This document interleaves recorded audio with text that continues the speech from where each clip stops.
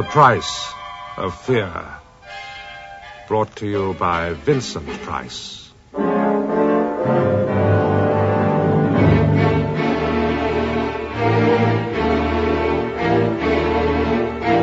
Do you ever wonder what life will be like in, say, 50 years' time?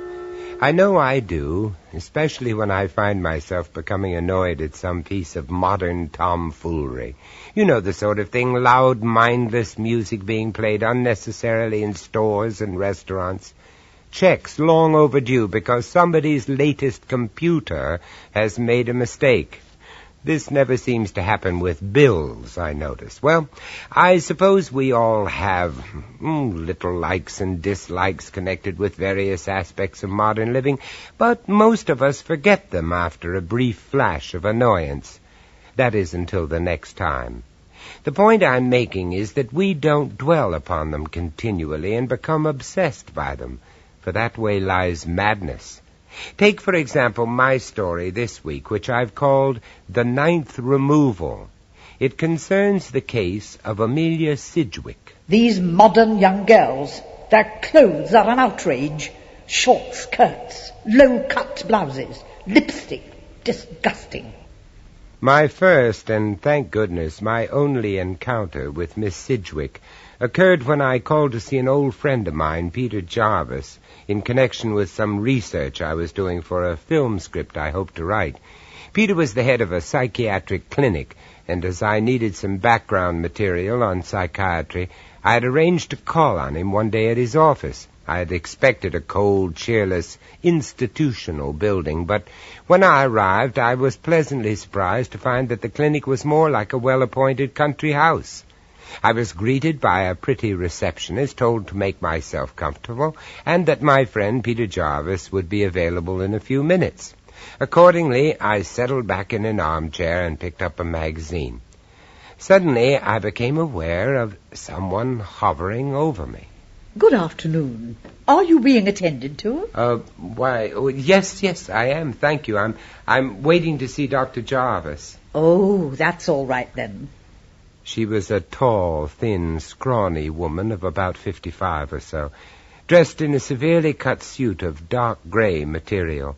She had a thin, white face with pinched lips and the most penetrating, bright blue eyes that I have ever seen.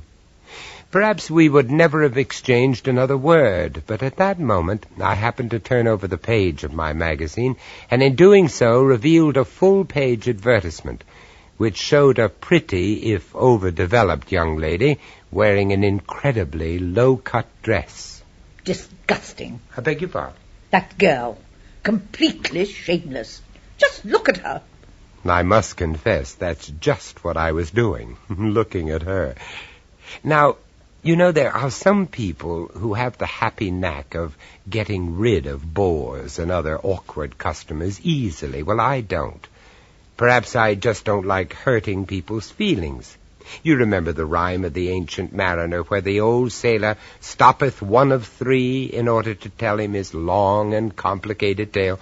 Well, I'm the one of three, and Miss Sidgwick, having held me with her glittering eye, just took off. Of course, you know, the men are every bit as bad. They encourage that sort of thing.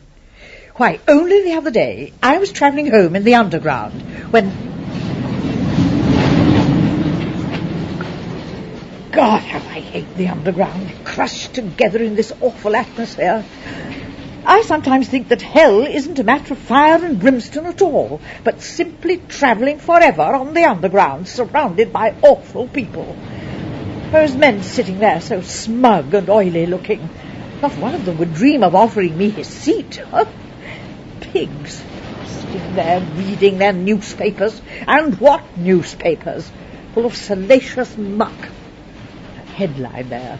Another sex murder victim found on Common. Is it any wonder the way these modern girls dress? That one over there, crossing and uncrossing her legs. Oh, and that short skirt. Disgusting. Oh, she's smiling. Oh, yes, she's noticed that young man ogling her. I'd teach her. I'd take a whip to her. My dear father would never have allowed me to carry on like that.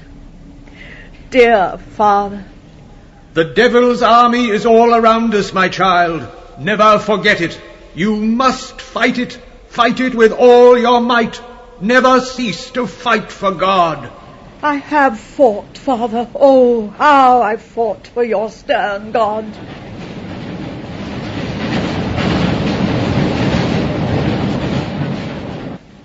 I sat there fascinated as Miss Sidgwick rambled on and on. At times she spoke clearly and precisely. At others she was almost incoherent with rage. Having at length described to me the trials and tribulations which she had suffered on the London underground system, she then went on to tell me about her work. Miss Sidgwick's employers had, it seems, been many and various. Her typing plus her sense of duty were beyond reproach. Employers might appreciate her work, but it seems to a man they were lovers of peace, taking unkindly to criticism, and at length Miss Sidgwick was cast out, and with each casting out, her hate grew. One day, however, she joined a company run by a retired brigadier who had inherited his father's tea importing business. The atmosphere was middle-aged, quiet, and respectable, and the office staff adhered to the old ways of dress and deportment. As for the brigadier himself... You see, the brigadier was a tall, distinguished, grey-haired gentleman, with both good looks and charming manners. He was not married, he did not smoke, and he was always extremely respectful towards his female employees. He was what I should call a gentleman of the old school. From her manner, I guessed that Miss Sidgwick was not in love with the brigadier. It was just that she worshipped him. Sometimes in my dreams I saw him standing a long way off on a hill. I saw myself running towards him, but the distance never seemed to shorten. In the same way as Father's God, he was always unreachable. And so matters stood. Miss Sidgwick had at last found employment which suited her ideally, and an employer whom she could more than respect. And then one morning... Miss Sidgwick? Yes, sir? Will you come in a moment, please? Certainly, sir. That's right, dear lady. Just come in and shut the door, will you? That's the ticket. Now, just take a seat. I have something to say to you. Now, the point is that I've decided to expand our little team. Indeed, sir. Yes, in fact, I've engaged a young lady. Excellent character. She's to join us on Monday. Well, I was not aware, sir, that you'd interviewed any applicants or even advertised the position. No, you're quite right. But this young person was strongly recommended. Most strongly. I see, sir. Needless to say, dear lady, I will look to you to see that Miss Franklin, that's her name, by the way, that she settles in happily. I shall do my duty, sir, as always. Of course you will, dear lady. That goes without saying. The following Monday morning began very badly for Miss Sidgwick. On the underground, a large man stood on her toe. He was rewarded by a sharp kick on the shins. But there was worse to come. When she arrived at the office, she found her fellow workers in a buzz of curious excitement as they awaited the arrival of the new girl. It was a tradition in the company that newcomers did not start until 10 o'clock on their first morning, so there was plenty of time for speculation. Miss Sidgwick, however, refused to join in the speculations, even when approached directly by Mr. Parsons, the firm's junior filing clerk, a jovial man of about 45. Well, miss, what about the new girl, eh? Do you think she'll be nice? No, indeed. I shall be greatly surprised if she is nice, as you put it. Oh, dear. However, as long as she does her work efficiently, I hardly think it matters whether she is nice or not. Well, I was only wondering what she'd be like. What class of person, you know. At best, I expect her to be tolerable. Good morning. Yes, miss, can I help you? I hope so. I'm Anne Franklin. I'm coming to work here. I see. Ooh, look at that. It's going to be a pleasure showing her the ropes. Mr. Parsons, I suggest that you get on with your work. After all, you are being paid to do it. Miss Franklin, may I ask if that is your normal business attire? Oh, the gear. Well, it's all I've got. I mean, I've got lots of clothes, but they're all like this. It's all right, isn't it? My last place didn't mind. This is a respectable office. I should hope so. Otherwise, I shouldn't have come to work here. Ah, Miss Franklin. So you've arrived. Good morning, sir. My word, how fresh and smart you look. Like a breath of spring, eh, Miss Sidgwick? If you say so, sir. Yes, I do, dear lady. And now I'll leave Miss Franklin in your capable hands. Yes, sir. During the next few days, Miss Sidgwick could be likened to a lion in a cage with a succulent but stupid lamb, which the laws of creation had for some reason forbidden it to eat. Oh, that stupid girl, flaunting herself, smiling at every man who comes within range. She even took to applying her lipstick during working hours. To this day, I do not know how I managed to restrain myself. All these things might just have been bearable if it had not been for the girl's work. It was awful. There we are. How's that, then? Oh, no. This will not do, I'm afraid. There are 6 mistakes in this one letter alone. Oh, dear, you are fussy. And here, look, 3 misspellings. And last year's date. I'm sorry, but this will also have to be done again. God, I've certainly made a hell of a bloody mess of that one. What did you say? Well, I mean, I've made a mess of it, haven't I? Let it be understood, Miss Franklin, that foul language is not tolerated in this office. Neither is blasphemy. Do I make myself clear? Yes, miss. Oh, I'm sorry, but you are a funny old stick. What? Nutty as a fruitcake. This has gone quite far enough. I am going to see the Brigadier. Suit yourself. And so Miss Sidgwick stormed into the Brigadier's office and there presented him with the full catalogue of her complaints against the pretty young newcomer. His reaction, however, was not quite what she had expected. Alas, the youth of today, Miss Sidgwick, does not adhere to the principles we treasure. But you do not see, sir. Blinded by your own goodness, you do not see. She bears her flesh, she paints her face, she encourages men. Why, Mr. Parsons has hardly been himself since she came here. In addition to which, she cannot type. I, too, Miss Sidgwick, deplore the lax morals and lower standards of this permissive age. But, dear lady, you and I can't fight the world. Oh, correct me, sir, if I am wrong, but surely a soldier who believes in his cause never ceases to fight. True, very true. But when defeat is certain, he changes his tactics. He pretends to surrender, infiltrates the enemy's ranks, and becomes an underground force. Oh, but that... She insulted me. She should be cast out. That, dear lady, would be to admit defeat. Now, I'll tell you what. Ask her to come and see me, will you? You will chastise her, sir. Appealing as the prospect is, dear lady, I fear that I shall have to content myself with a reprimand on this occasion. Thank you for bringing the matter to my attention.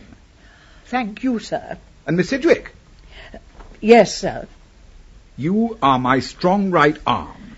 Never forget that. Oh, sir. And remember, infiltrate the enemy's ranks, dear lady. Infiltrate the enemy's ranks. Oh, yes. Yes, indeed, sir. I'll remember. For the rest of that day, Miss Sidgwick, it seems, basked in a golden haze, remembering the Brigadier's words. You are my strong right arm, dear lady. Oh, I am. By tea time that day, Miss Sidgwick had even unbent sufficiently to spend a few moments chatting with Mr. Parsons and Miss Franklin about the latest topics of interest. Oh, no, Mr. Parsons. I don't think that sort of thing could ever happen here. We breed a much better type of politician. So much more background. Listen to this, in the paper. Another of those sex murders. A girl of 19 found brutally murdered on Wimbledon Common. This is the 8th victim to be struck down in the past 2 years. Ugh, gives me the creeps. Whoever does it must be kinky. Poor girl. I wonder why so many of these attacks take place nowadays. I can tell you. It's because these modern girls ask for it. Short skirts, lipstick, low-cut blouses. Is it any wonder they get assaulted? Assaulted, I can understand. But murdered. Ugh. Miss Sidgwick was about to launch herself upon a lengthy and angry tirade concerning Miss Franklin and all girls like her, when she remembered the Brigadier's words. Infiltrate the enemy's ranks, dear lady. Isn't it strange how great disasters often have humble beginnings? A smouldering cigarette end tossed carelessly aside, and an entire building burns down. Or a cat runs across a busy street, a bus swerves, and someone is killed. Well, that night on her way home, Miss Sidgwick suddenly realized that she had forgotten her umbrella. Now, Miss Sidgwick without her umbrella was like a D'Artagnan without his sword. Her umbrella, apart from its proper use, was also invaluable on occasions for shin-cracking or rib-poking, and so, muttering angrily to herself, she retraced her steps to the now deserted office. But was it deserted? That's strange. A light in the Brigadier's office. Well, I wonder, can he be working? He didn't say anything. No, silly of me. Perhaps he's just forgotten to turn off his light. Oh, what's that? Oh, dear. Perhaps I'd better investigate. Whoever it is has left the Brigadier's door open. I wonder if I can see. Oh. Charles, this is cosy. Just the two of us. Just the two of us. Kiss me again, Anne. Greedy. Miss Sidgwick stood there and stared in horror. The Brigadier and Miss Franklin were far too occupied to notice the white face staring at them through the open doorway. To say that Miss Sidgwick was in a state of shock would be to put it mildly. She left the building quickly and began to walk. I walked a long way that night. Through Panton Street into Leicester Square, back again into Piccadilly, through the seedy streets of Soho, and everywhere the voice of corruption screamed at me from hoardings, bookshop windows, cinema posters, from the white leering faces of men and the painted faces of the women. At last I came to a small square surrounded by iron-backed seats. I sat down. By now, the numbness I had felt since leaving the office had passed. I remember I sat there, sobbing, feeling like a lost child in a strange land, alone in a city peopled by my enemies.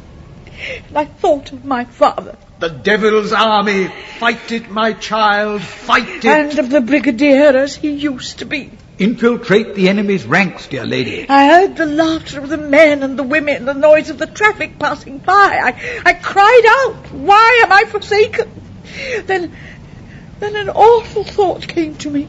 Could it possibly be that I was mad? Hurriedly I pushed the thought to the back of my mind.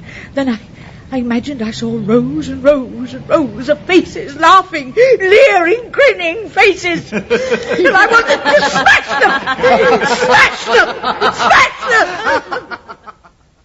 The next morning, I gather, saw Miss Sidgwick back at her desk, as usual. She rebuked Miss Franklin for her bad typing and greeted the Brigadier with reserve. From that time on, she watched both of them, much as a stoat watches a pair of well-fed rabbits, keeping meticulous note of their movements. Each day she carefully examined the Brigadier's desk diary. At last her vigilance was rewarded. She discovered in the diary an entry for the following Wednesday evening. The Brigadier had written AF, followed by an exclamation mark. The question was, where would they meet? Miss Sidgwick decided to make certain. On that Wednesday evening she followed Miss Franklin almost to her front door. Then she hid in the shadows and prepared to wait. To wait, if necessary, for hours. In fact, her vigil lasted barely half an hour. Then Miss Franklin came out of the house and began to walk towards the nearby underground station. Miss Sidgwick followed. I remember she was hurrying, but it was quite easy, really, to keep up with her. I followed her along the passage and along the tunnel that led to the ticket office. I can see her now. She was wearing a blue two-piece costume with an incredibly short skirt.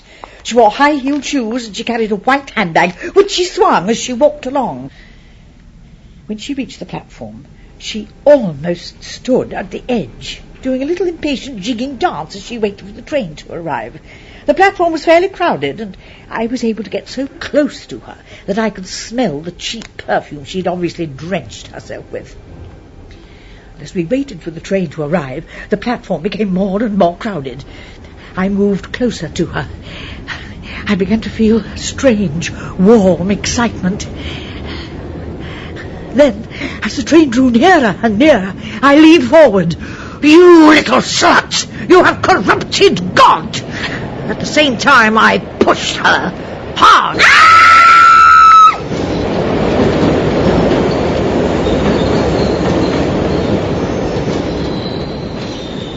Nobody saw me do it. The platform was too crowded. Then I stepped back and was immediately lost in the crowd as it surged forward. I left the station, made my way back to the office where I knew the Brigadier would be waiting. Waiting for her. So here you are at last. Miss Sidgwick, what are you doing here? Is something wrong? No. I'm sorry, I don't understand. Is there something you want to tell me? Yes, yes. I see. Sit down, won't you? No? Well, I'm afraid whatever it is, we'll just have to wait until morning. I have an important engagement tonight. No, sir, you have no engagement. Miss Franklin, that slut, will not be coming here tonight. What the devil do you mean? I saw you, both of you, that night. And since then I've watched and waited. Then tonight I struck. I see. Miss Sidgwick, I think perhaps you'd better sit down. But first I suggest that you put down that obviously lethal weapon you've been trying to conceal beneath your coat. Oh, but now, please do as I say, at once.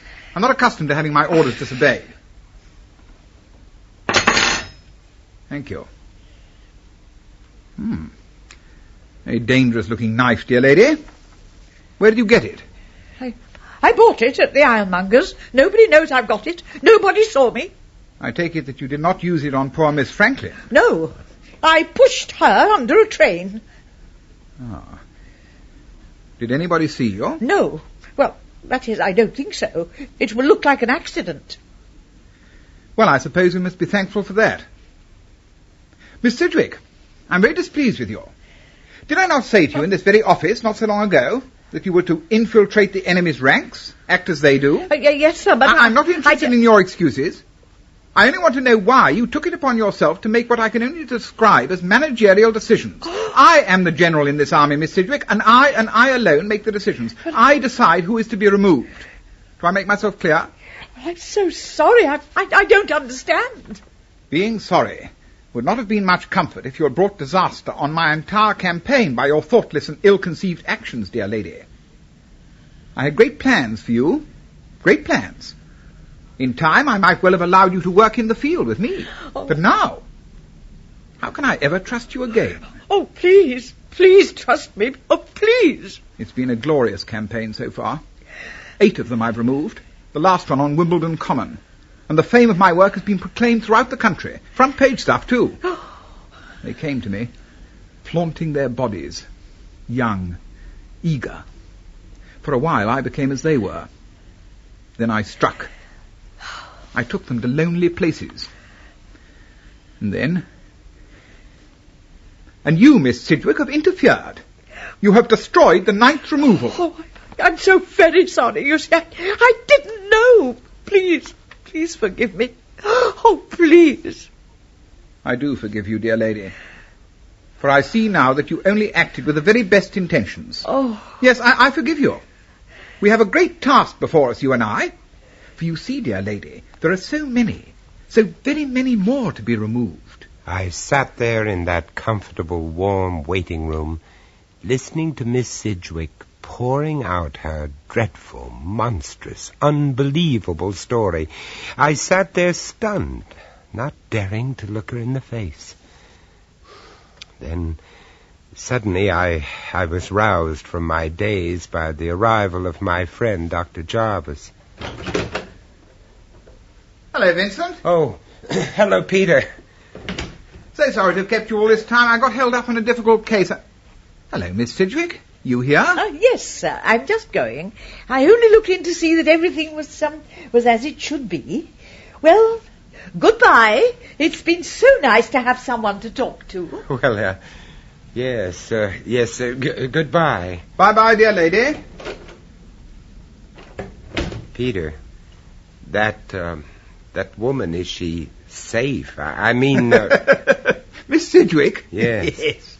Safe as houses. Interesting case, though. I must tell you about it sometime. Yes, you must. I say, you all right, old man? I say, you do look a bit seedy. Fancy you getting stuck with old Ma Sidgwick. Excuse me, Dr. Jarvis. We were suddenly interrupted by the arrival of a very pretty young blonde. As she came towards us, I experienced, for a moment, a strange sense of unreality. For I saw that she was wearing a blue two-piece suit with an incredibly short skirt. She was carrying a white handbag and wore high-heeled shoes. Sorry to disturb you. Yes? I've left the papers for the Peabody case on your desk, but I wondered what you wanted to do about these two, Fredericks and Wilkinson. You did say they were urgent. Good Lord, so I did. I've forgotten all about them. Thank you for reminding me. I'm not going to have any time today. I'll tell you what. If it's all right with you, why don't we stay on late this evening? Get them cleared away. Who knows? If we get finished quickly, I might even reward you by taking you out to supper. I know a nice little restaurant out near Wimbledon Common. That would be nice. Thank you. Right, Miss Davis, that's settled then. Well, come along, old man. You can't stay here ogling our Miss Davis all day. I'll have some coffee sent into my office. We can talk in peace there. Come on, we've got work to do. And work we did. Peter proved a mine of information concerning psychiatry, and I listened to him carefully and made copious notes. But somehow, after that visit, I didn't feel that I had the heart to carry on with my film script. I felt, to put it mildly, out of my depth. And so, having thought about the whole thing carefully, I decided that all things considered, it might be better if I stuck to something simple. It might, I thought, be safer to write a cookery book, for example, and that's exactly what I did.